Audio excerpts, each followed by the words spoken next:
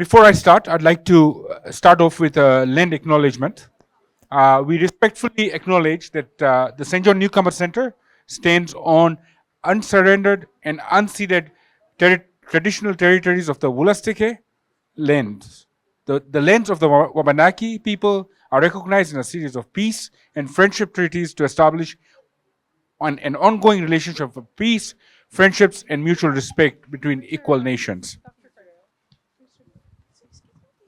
A very good evening to everyone. It's truly warms my heart to see so many of you here this evening at our open house. And on the night, we have themed an evening of inclusion, conversation, and connection. And I can already feel the spirit in the air. It took a few minutes to get everybody seated. So tonight, I'm especially honored to be here at this event in conjunction with the International Day for the Elimination of Racial Discrimination, which falls on March 21st. We believe that in taking action on this special day is an opportunity to end racial discrimination and commit to respect for all. Therefore, we have set aside time this evening for anti-racism conversations. This will be a chance for all of us to reflect, to listen, and to engage in constructive dialogue about creating a more equitable and inclusive community for everyone. I'd like to welcome you to our home at the SJNC. This space that you're sitting in is designed to be a welcoming and supportive environment for newcomers and all members of our community. I encourage you to explore the exhibits on the table back there, or through wherever the tables are set up, and learn about our services we offer, as well as talk to our team, who, if you have any questions, we can answer. I'd like to thank everyone once again for joining this evening. I sincerely hope you enjoy an evening of inclusion, conversation, and connection. Tonight, we have two hosts that I would like to welcome, who are going to lead this conversation on racism and immigration. Dr. Bob Whitney, a Professor Emeritus and a board member at the Saint John Newcomer Center. Bob, welcome. I would also like to welcome one of my colleagues and the manager of settlement services who co-hosts this with Bob Whitney, Lina Garbia, who has been a powerhouse here at the center along many other employees. Welcome. So off to you, so we can start the program. Thank you, Mohamed. Hi, everyone. Can you hear me, or should I scream? Yeah, I shouldn't scream. Welcome. I just want to remind you, so this is going to be recorded. It is a podcast. So if you have any restrictions according to that, like if you don't want to be in a camera or pictures or audio, let me know. But what we are thank you, Zara. Okay, what we're going to be doing, there is going to be, like Zara's going to explain how we're going to do the questions. Yeah. Okay, now on the screen, you will see the QR code you need to scan with your phone. It's going to be Slido. So we will do like a little bit of like ice breaking. So you will give like a couple of words about racism. So there's going to be the question. You will need to answer in like a few words, okay?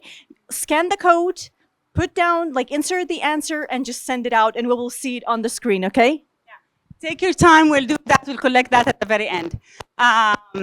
So now I would like to introduce the hosts of the Anti-Racism Conversation. We've been doing that for so many years, Bob and I. We really, he's an immense help and support to the center in so many levels beyond you can imagine, with programs and everything. We don't know what we can do without Bob. Bob is a retired history professor from UNB, and we're really happy and proud to have him part of our anti-racism conversation. We call it Racialized 506. Hi, Bob. Hi there. Does it work? Okay, good. Well, good evening, everyone. And thank you, Lina, and thank you, Mohamed. And hopefully, I'm sure we'll have an interesting discussion tonight, especially on this important day. And to start things off, I'd like to say a few words, perhaps, to get our brains working about some of these issues. And one of perhaps the main theme tonight is the relationship between immigration and racism. And I think that it's safe to say, one of the other things I do here at the Newcomer Center is to give the citizenship classes. And one of the things that the citizenship book, Discover Canada, talks about is how Canada is a country of immigrants, et cetera, et cetera. And it gives a reasonably okay idea of Canadian history and the significance of immigration. But one could say it gives a pretty flowery history of immigration. And it's very sort of self-promotional, which in one sense is fine. But I think for people who know Canadian history a bit, even generally, not even in an academic sense, people are aware that, of course, with the fact that Canada is a country of immigrants and immigration has shaped Canadian history for a long time. Of course, the Indigenous peoples were here long before any immigrants. But the point is that Canadian history in many ways has been shaped by the history of immigration to Canada. But along with that has gone a great deal of discrimination and racism against immigrants. And that history is often written, and it's easy to find. But it's also something that I think we need to talk about much more openly. One of the things about Canadian immigration, and we could also add multiculturalism onto it, is the fact that these are both government policies in many ways. Immigration is a major government policy. Multiculturalism is a major government policy. They're also sociological facts. It's the simple fact that Canada is a country of immigrants. And it's a simple fact that Canada is a multicultural society. But I think one of the things that is being clear, and it's certainly been emerging over the last year or so in our political culture, is that there's much more sort of questioning at the popular level, at the government level, of the policy level, a questioning that's occurring that never really quite occurred to the degree that it is now, which is mass immigration a good thing anymore? Should we have it? Now, that was emerging early. We're all expecting an election fairly soon. And before the election of Donald Trump, the topic of immigration was probably going to be a major topic of debate in the federal election. As all the commentators are saying, what seems to be happening is with the election of Donald Trump, our elections changed with that as well. So the themes of the election are going to be different. But the point is that the whole idea of questioning immigration policy, how is it working, not only for Canada, but for new immigrants themselves and for newcomers themselves. Is this a country that really is truly welcoming, or as welcoming as it likes to think of itself? And what does or how does immigration policy relate to other policies, such as employment, such as housing, such as healthcare, such as the legal system? How do these things connect and how do they work? Now, it's perfectly legitimate to raise questions about immigration policy and does it work or not. But it's also a question that what has also emerged and what a lot of the public opinion polls, in fact, all of the public opinion polls are pointing to, is the simultaneous rise of anti-immigrant and racist sentiment. So it's not just simply a matter of questioning policies, it's a question of questioning immigrants and questioning people who come from other countries.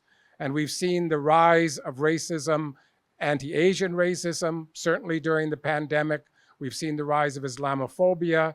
We've seen the rise, the Canadian government recently recognized the rise of anti-Palestinian racism directly, that there's a new form of racism against Palestinians. And we've certainly seen a rise of anti-Semitism. So these are issues which are very much in the reality of our society today. and they're issues that I think we need to talk about in a much more direct way. So that's sort of a few comments to start things off. And what I'd like to do is then introduce our first speaker this evening. And the speaker is Mercy Oyet. And Mercy is an expert in workplace interpersonal mistreatment and employee well-being, and an associate professor at the University of New Brunswick here in Saint John. She combines academic expertise with practical experience in human resources, and her research focuses on workplace mistreatment and organizational change with publications in top management journals. Now, we've sort of provided them with specific questions that they can answer in the way that they feel free. And Mercy, the question that we provided to Mercy before the talk is to say that the question is, it is safe to say that all too often workplace EDI policies are often written more for public relations consumption or for employee recruitment purposes, with little, if any, attention to meaningful enforcement of these policies. Public image and workplace reality are often very different. So the question would be, what specific measures can be done for employees to ensure that any complaints about racism and discrimination can be dealt with quickly and effectively? Mercy, that's your easy question. Hello, everyone, and thank you for coming in today. So when I got this question, I felt it's really aligns with my current research, which explores employee voice in the workplace as it relates to interpersonal mistreatment. And so, and I also do work, I explore research on racism in the workplace and how to make sure that employees are safeguarded or kept safe, and psychological well-being and so on. For me, I've experienced racism as a Black woman in the workplace, and not currently. I love where I work, so I don't think it's UNB. I love where I work, but I've experienced racism, and I know firsthand the effects it has. And I've experienced it in a context where I was the only Black person, not the only Black woman, but the only Black person in the whole organization of close to 2,000 people. And I was in HR, and I didn't feel like I could speak up about it. And perhaps that has motivated my current research on employee voice. And one of the key things that I would point out in terms of strategies is, does the organization have the right structure or infrastructure in place? So we did have a union. We had the ADR, the Alternative Dispute Resolution people or branch, but I didn't feel I could speak up because, again, I was the only Black person there, and I didn't feel like there was going to be that support for me. And I was HR, so you can imagine that. And I'm HR that encourages employees that if you're experiencing anything, you should be able to speak up. So one thing that I'm quite passionate about is, what is it about the organization? Does the organization have the right structures in place to facilitate speaking up? So I'm going to come at it from two perspectives: the organization's responsibilities and the employees' responsibilities. So for me, I'll start with the organization, but for the employee part of it, employees also need to know how to speak up. So it's not speaking up emotionally. And unfortunately, the reality for a lot of racialized minorities is that no matter how you speak up, the stereotypes start to operate. So for a Black woman, I'm sure many of you have heard of the angry Black woman stereotype. And so if you speak up, even when you have the right to be emotional about what you're experiencing, immediately that stereotype starts to operate. And everything you say is viewed through those lenses. And at the time that I experienced it, I didn't feel like I was safe. I felt safe enough to be able to speak up, explore my emotions, explore my feelings safely. And that was a very difficult thing to do. I could, talk to other people, my loved ones, my family, my network to support me, but in the workplace, I didn't feel like I have that.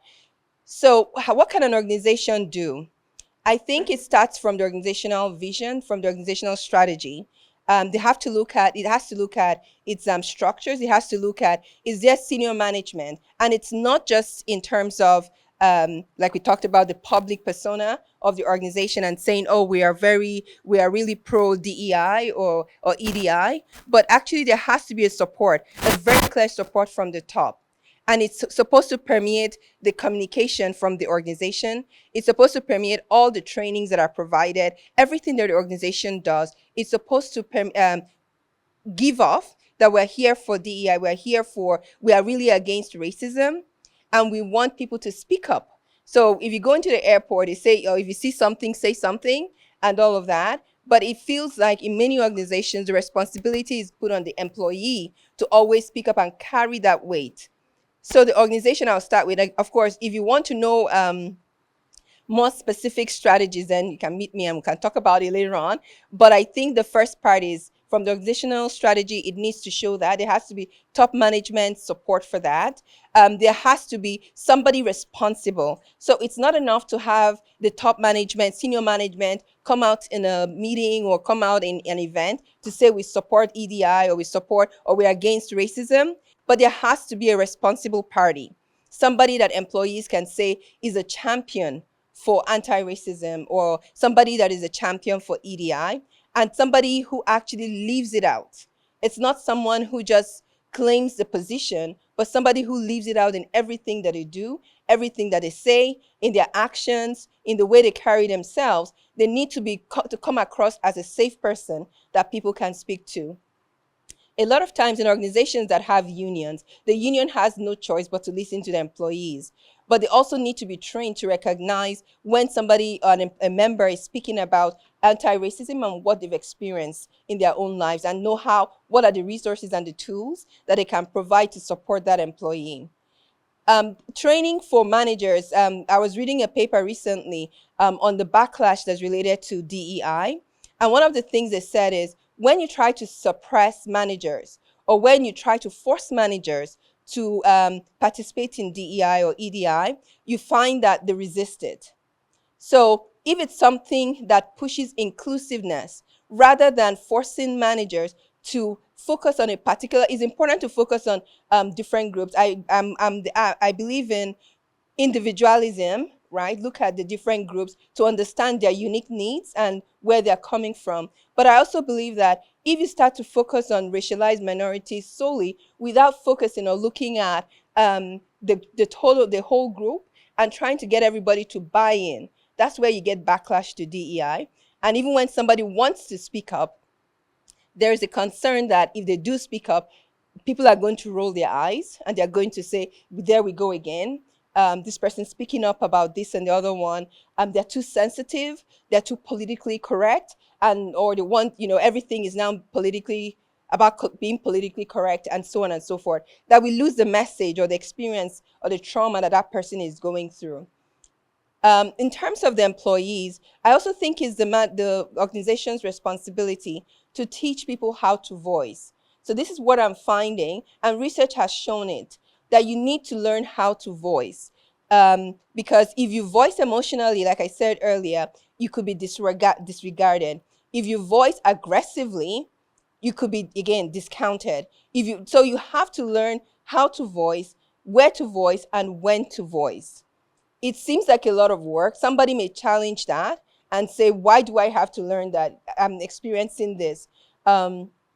But research evidence suggests that if you don't voice right, you don't get the outcomes that you desire. So organizations should provide that, and employees on their own part should also look for ways to learn how to voice. And also to seek support. The other thing I'm going to talk about is finding allyship, finding people that you can talk to. So when it comes to employee voice, there are three aspects or dimensions, which is when you report someone, when you confront the person who has acted negatively towards you, and when you seek support. So an employee should know which of the different types of voice that they can use to try and escalate things or try to deal with the issue at hand. So I'll leave it for there. When we get to the Q&A, I'll take any questions that you might have. Thank you.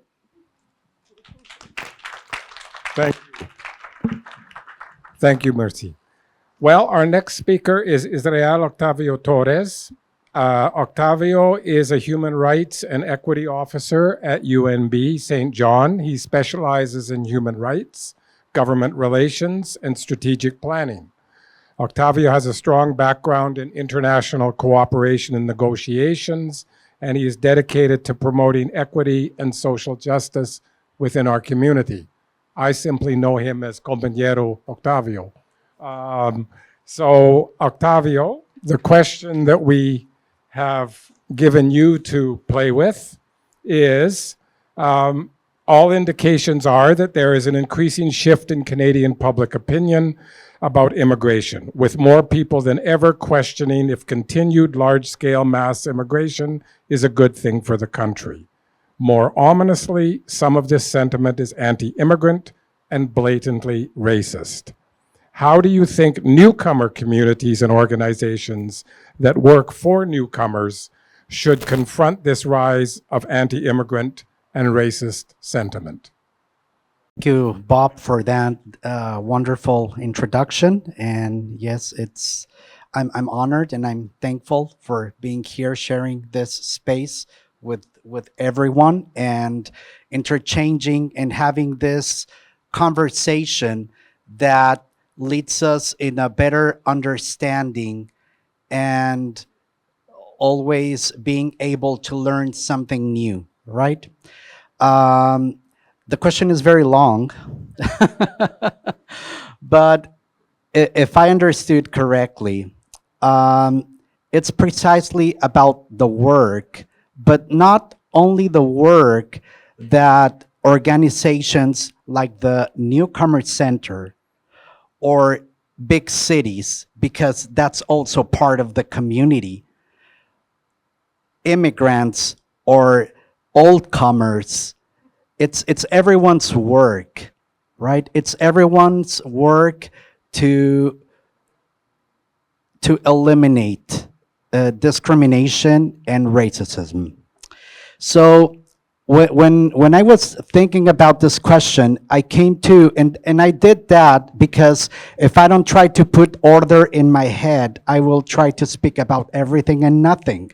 So I believe the right action involving everyone should be based in 3 pillars.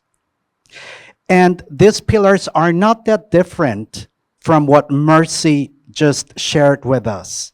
And I'm sure you will find those similarities in this part of the conversation that I will be sharing. So these 3 pillars that I consider are the, let's call it the strategic action plan to develop. It's first, and of course, many of these things are already happening. So I think that's the right track, and that's how we should continue working together. So the first one is education and advocacy. The second one is policy, which Mercy talked about that, right? As part of organizations in the workplace, right? Having all these clear roles and policies and documents for everyone to know what your rights are, the do's and don'ts. And the third pillar is compliance. So let me first start elaborating about this first one pillar, which is education and advocacy. And that's precisely what we are doing today, right? It's sharing, and the most important piece, it's sharing our lived experiences. Because that's how we get to understand from a deep and wide view what is happening to people, right? When we talk about discrimination. And part of those conversations include learning what is and what is not discrimination. So education comes hand in hand with precisely knowing, and I will jump a bit to the next part, which is the policy, which is knowing that we have a framework, not only a national one, but here in the province, which is the Human Rights Act. And it recognizes the 16 grounds on which a violation of a human rights situation could take place. So that's part of our education, that's part of our advocacy, getting to know which are these grounds. I will not name them all because I always miss some of them, but it's, as we all know, right, it's race precisely, ancestry, place of origin, gender, religion, and they are 16. I will not name them all, I just couldn't. But that's part of understanding what discrimination is and also being able to connect and learn how these grounds intersect. And I go to this very developed and long-term concept of intersectionality that, as we all know, was developed in the 1980s by Kimberly Crenshaw on her lawsuit against a company. And I am speaking about this because discrimination does not only happen, not necessarily only based in one ground, but when we share those lived experiences and we understand and we see how these grounds combine and mix, we understand the different identities and the complexity of the issue, in the sense that it's not only about a situation, an isolated situation a person is going through, right? Discrimination affects also the family, the community of that person going through such a situation. And that also allows us to understand, through this, sharing these lived experiences, are these continuous situations that still occur, but we have to identify them, of oppression, privilege, and that's what is the work precisely of EDI. I have to confess now that now I am moving, and I prefer to use the term human rights and equity, because EDI is being contested and being questioned a lot on the other side of the border. But human rights and equity, it's something that we all understand, it's something that cannot be denied, and that hopefully will not change, right? It's more than a policy, because it's precisely about human rights. So I prefer to focus on that concept, on that understanding, and in that way, by sharing these stories, advocacy, we are able to connect, to understand our humanity, and that we are more similar than we think. The second pillar, as I mentioned, which is policy, is precisely the frameworks that have to be there. Let me share very brief. In the case of the University of New Brunswick, just a few weeks ago, the Scarborough Charter was signed.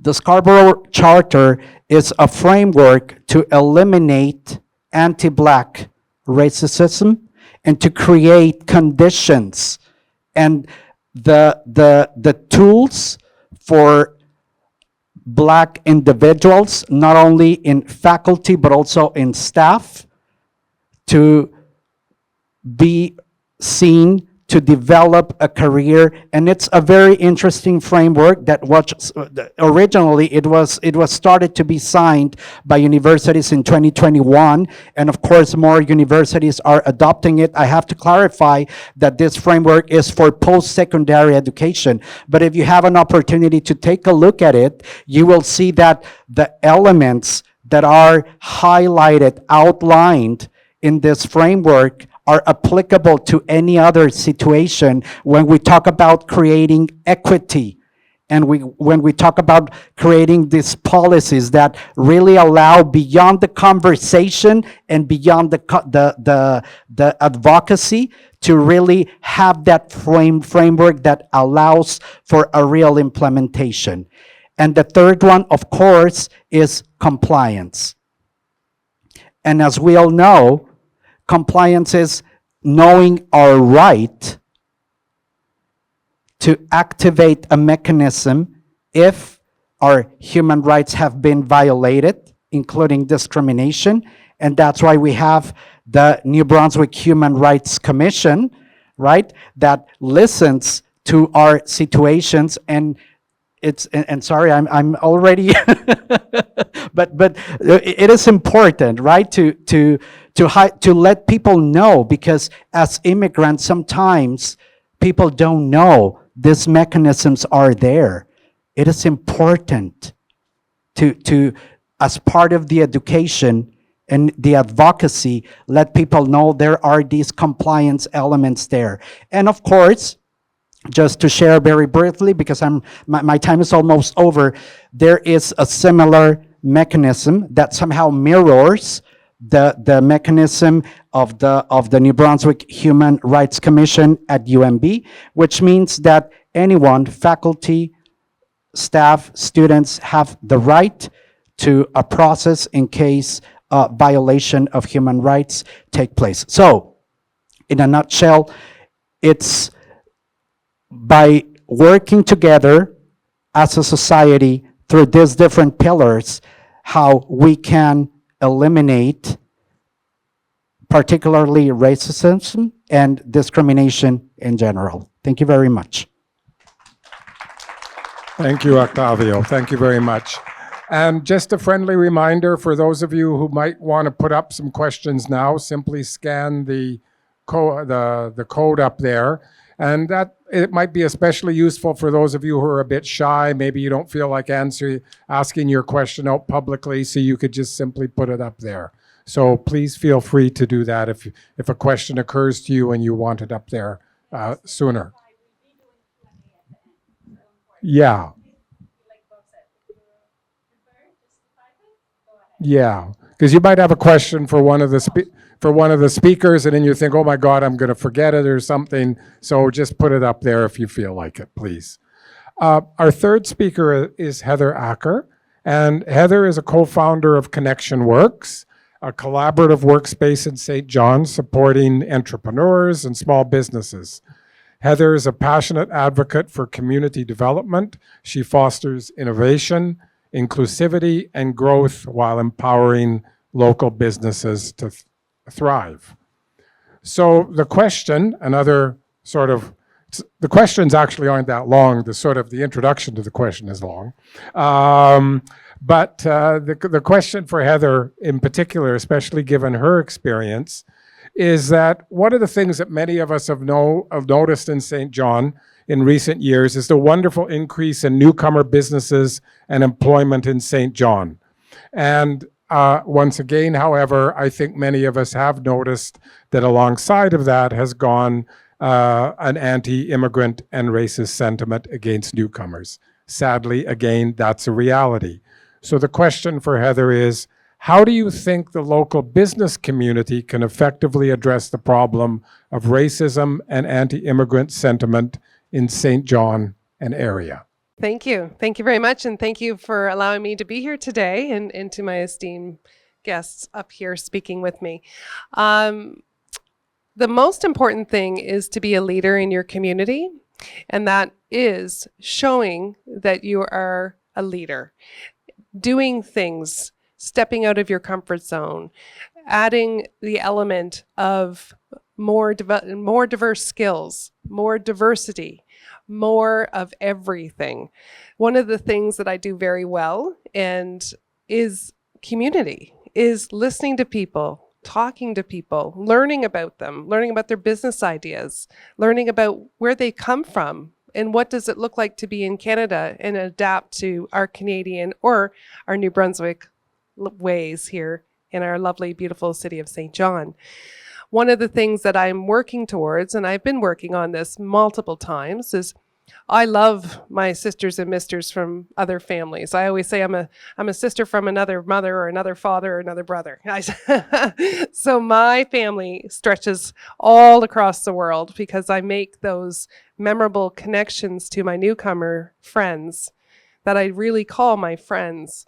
The most important part is businesses need to reach out to our community. Our community has grown, and I'm a 4th-generation Saint Johner.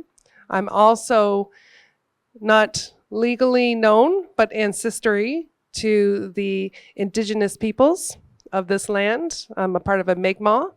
My great-grandmother was a Mi'kmaq Indian, and not that I get any status, I don't, but I certainly see the value of identifying and keeping the historical identification to our future.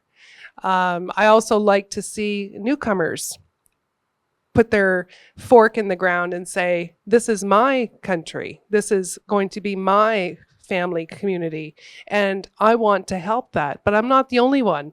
A lot of historical Saint John, before the Newcomer Center, which I'm so appreciative, they're very good friends of mine. Years ago, we'll go back a few decades to when I was young, and racism, I don't even like to say the word racism because I don't use that in my everyday language, but you could see the segregation in companies, in businesses, because it was really uniquely new. Oh my gosh, Saint John, there's a newcomer here. Has everybody seen the newcomer? It was almost a spectacle effect of, well, let's be friends with the newcomer, or it was, I'm afraid of the newcomer. Where does fear come from? It comes from not educated, uneducated, unaware, or a family unfortunate history of tendency that discussion runs downhill just like rivers. So when you think about that, people don't naturally want to be racist. They come from roots of surrounding of whether it be family or friends, effectiveness. I tell people a lot, and I've told my daughter this when she was growing up, you are the equality of 5 people in your life. Remember that. Your friends are who you're going to be. So be careful who you choose to be your friends. We can't choose our families, but we can choose our friends. So I choose friends that are open and that are interesting and that want to have discussions and want to learn. Learning is the #1 thing that our community requires. And I'm really proud of the Newcomer Center and all the programs that you guys do. We do a program for newcomers as well. Ours is business-based, and I'm very big on supporting all newcomers. I want to see many, many diversities, restaurants, businesses, services. I want to see it all because I want our community to be beneficial to not only a few newcomers, but to all newcomers. I want this community to feel always welcome. And when people step off that cruise ship and they come into Saint John, and maybe they've been here 30, 40 years ago and said, wow, Saint John's changed. The landscape is changing, which means the face of Saint John is changing. And I couldn't be more proud to be part of that growth in that landscape, that we're seeing the changes. It's super important. So my job and the business community of our community really needs to be brought to a table to say, what are you doing for the newcomers? How are you involving your business with newcomer opportunities? How are you getting involved? How are you supporting? Get your community, because we all have it. We all have that community aspect in our businesses, in our culture businesses, whether they're big or small, to do more for your community. Let's see what we can do for the newcomer community. And really, that's where my heart is. Thank you. Thank you very much, Heather. Well, just one quick comment that occurred to me just from my own personal experience. My wife and I came to Saint John 25 years ago from Montreal after living in Montreal for 10 years. And we're, of course, both white Canadians of several generations. And we arrive in Saint John from Montreal, and both of us, one of our first thoughts were, my God, is this place white and everybody speaks the same language? And that's what we thought as people coming from Montreal. And fortunately, in the last 25 years, Saint John is now very much part of the rest of the world. And the change is wonderful and noticeable in every way, that the fact that this kind of discussion can take place, because 20 years ago, maybe even 10 years ago, it might not, it wouldn't probably, and now it is. And that's thanks to the Newcomer Center and other agencies in town that are keeping these kind of discussions going. So now I'm gonna hand it over to my partner in crime, Lena, and she's going to welcome people to ask questions and make comments, and we'll move on from there. Lena. Thank you, Bob. Okay, so I see there's already a few questions here on the screen. But before I read the questions, I just want to acknowledge we have with us the Human Rights Chief. Thank you so much for coming. Thank you. It is an honor to have you here. It means a lot to us. Thank you so much. And it says a lot as well. Thank you.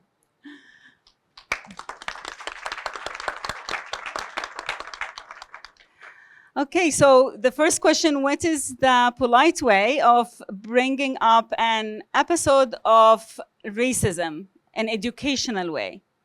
Who would like to answer this? What is the polite way of bringing up an episode of racism? Yes. Thank you. Yeah, thank you. Yes. Well, I think that question has many options, because we would have to think about the context of the situation. But since it refers to the educational way, precisely these offerings of education that are available from different organizations, including, of course, here, the Saint John Newcomer Center. It's the educational way. I want to go back to that part of that answer I provided at the beginning, right? Part of the first pillar precisely is education and advocacy. And well, I would say that education should be polite. That was the word, yeah, polite, right? Education should be polite all the time, in the sense that it's implicit.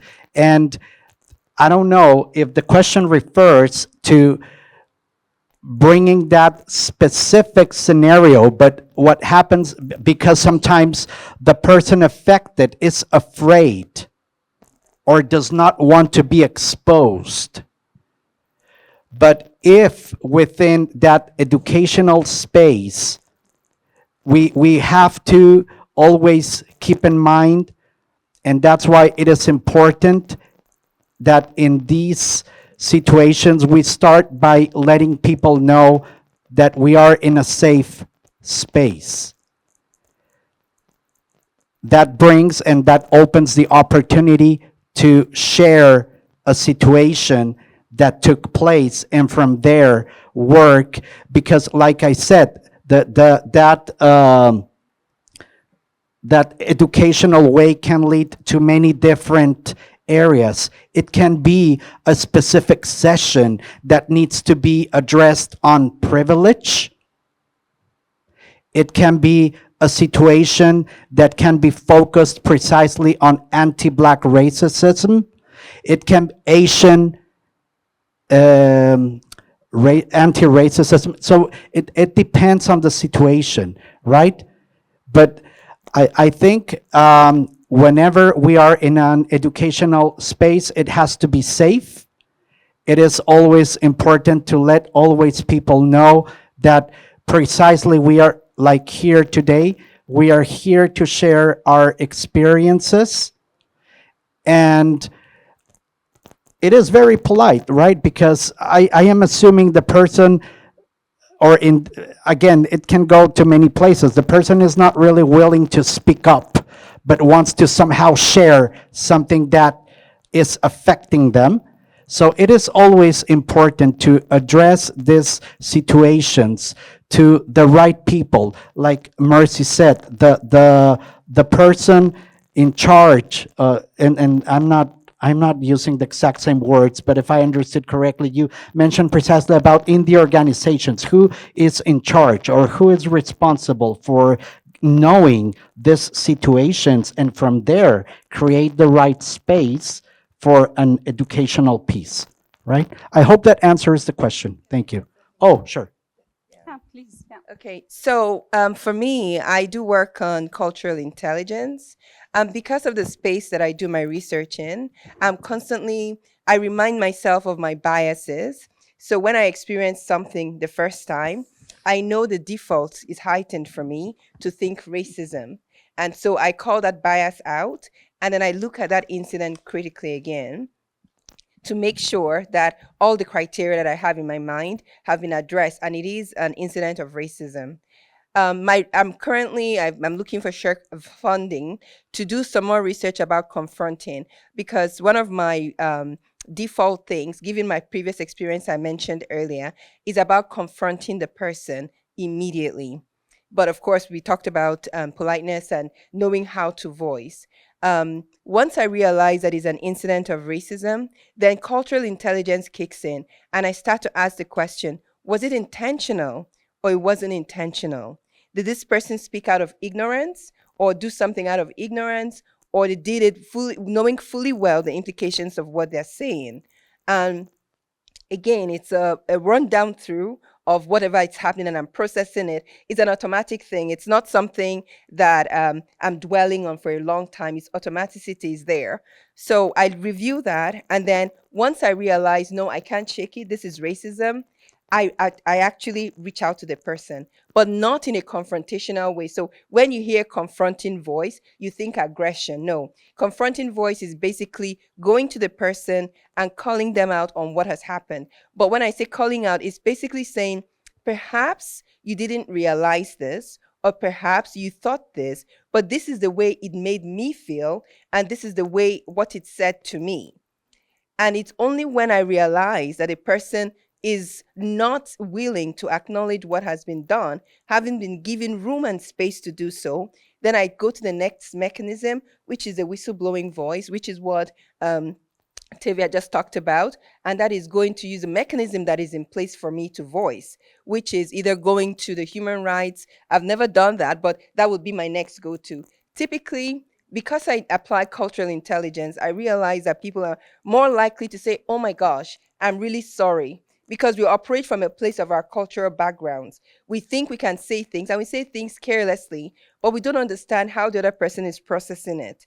And so most times, once you call people and tell them, hey, this is how this made me feel, there's a tendency for them to acknowledge it. So for me, it hasn't escalated to that point, but sometimes it could. And it is very polite to use the mechanisms in place to voice.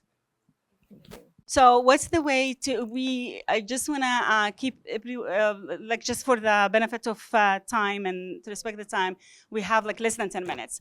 What's the way to protect yourself from microaggression connected with racism? Interesting.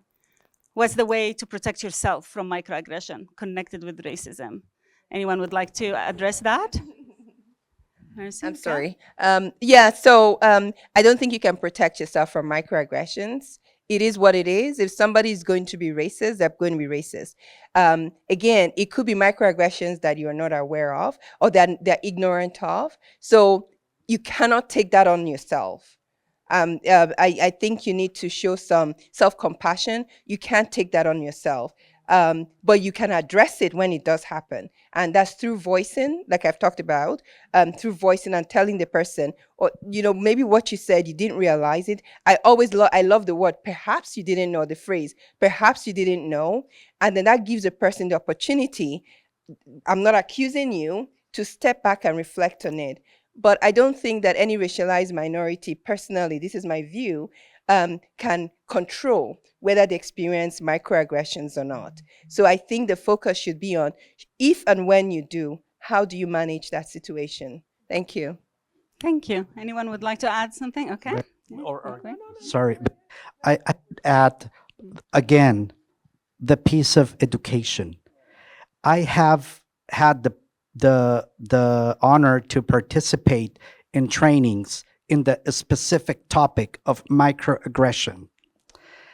And people at the end of the training, they open themselves and they say, today I realize I have been saying or doing this specific actions and I didn't know that was a microaggression. So it's creating awareness. It's also important, besides, of course, speaking up and finding ways to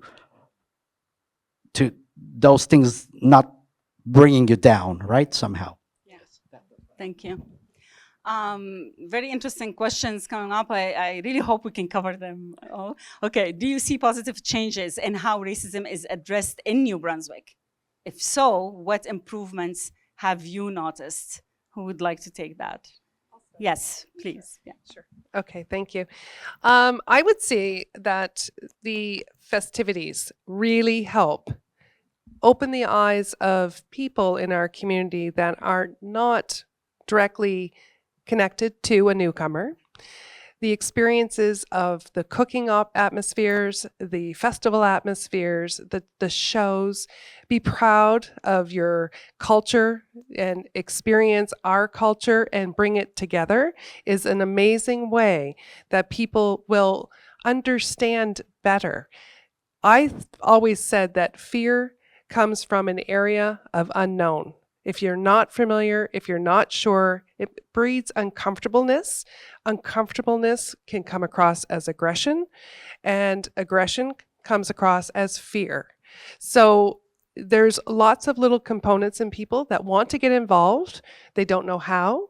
You could always open up, and I'm not suggesting directly to the Newcomer Center, but I do this often. When we do a event, I say, I put it out there. Anybody want to get involved? Please, sign up, because it's really important. In going to opportunities where you can network and show that you are very proud to be here in Saint John, but you're also very proud to bring your heritage and your culture, your skills, your development opportunities to our community.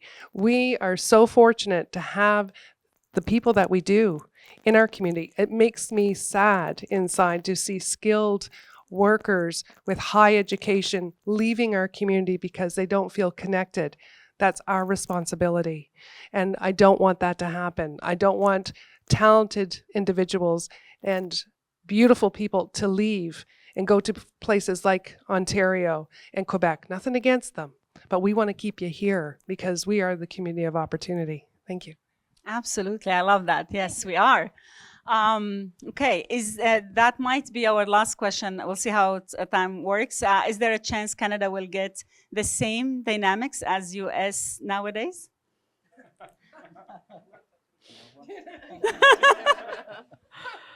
There's always a chance for anything to happen. Perfect. That's why, and just that's why I said the difference is that since policies and mechanisms of compliance are there, that's the tool. That's the tool. And it's everyone's work. And sorry, because I was reading the other question.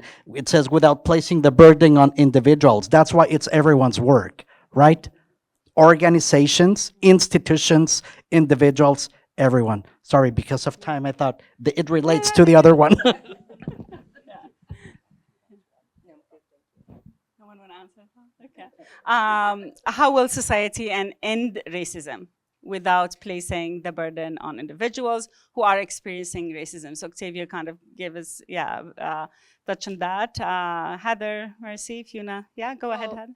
I think it's a bit to what I said previously. I think that the movement needs to be more inclusive, including the community into more organizational events and celebrations really makes a difference. I know that the Culture Fest that you do has been extremely beneficial to the community of Saint John. It's educated people, it's opened their eyes.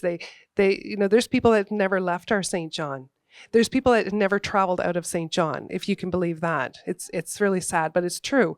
And to bring that to their front door is an amazing opportunity.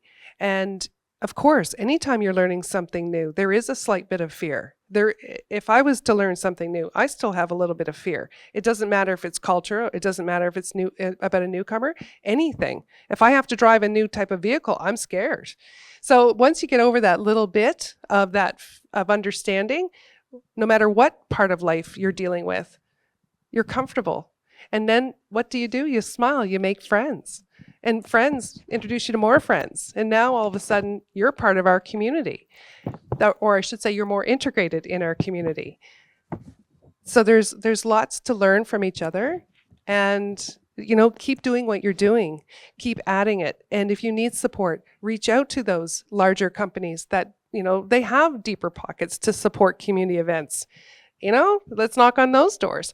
But I hope that we continue to do what we do and do it even better and bigger. Thank you. Thank you. Mercy, you wanted to add something? Sure. I just feel like I've talked a lot. Yeah. So I think building on what has been said previously, that it's everybody's responsibility, right? I believe, like I said earlier, that it's important to identify the differences and figure out ways to maximize them. But also, we cannot ignore the greater community that are what we'll call racialized minorities, to recognize that they also have a part to play and include them in any efforts that are being made, versus just saying, again, in a way, segregating the non-racialized minority majority to the racialized majority and saying, you guys are the bad guys and all of that. So there has to be some balance there between recognizing that it's important that racialized minorities' rights and needs are met, while at the same time bringing everybody in to participate in all the efforts to try and meet those needs, or the general population's needs. Thank you. Thank you. Thank you so much. I just want to ask the audience if anyone want to add something, not necessarily a question, comment, or anything like that before we end today. Any comments? Mohamed? Yeah. First, I would like to also say with us we have Deputy Mayor John Prince from the village of St. Martin, village of Fundy St. Martins. Thank you for making the trip to St. John today, to this event. I'd like to say that this has been a reminder, but an eye-opener as well, to learn so much more than what you think, how this is deep-rooted challenge in human society, and how it can continue to affect people and neighbors and people you like and people probably may not like so much. It affects everybody. So thank you for this conversation. Thank you for bringing this deep thought into the conversation, and also to Bob and Lena for bringing those questions. I think they were tough, and you guys did well. Thank you. Thank you, everyone, for putting these questions as well and participating. This is, March 21st, which is, it is an International Day of the Elimination and Racial Discrimination. So keep that in mind, and I really hope you take what has been said to heart. It is something for us to think about, maybe to learn, maybe to add to what we already know. Maybe it will give us a way of thinking how we need to do things differently. And this is the right way. We cannot keep, it's not like a one-way street or just straightforward as well. Like we really need to keep thinking about what more we can add, how we can add it around, and for people around us, not just about ourselves. So this is really an eye-opener. And if my guest speakers, if you can have like 1 minute, just a last word. I'll start with Heather. You mean in retrospect to the community side? Whatever you want to say. Okay, Anything, great. if you want to, Great. yeah, just Okay, to conclude everybody in the room yes. has to come meet me. Yes, there we go. There we go.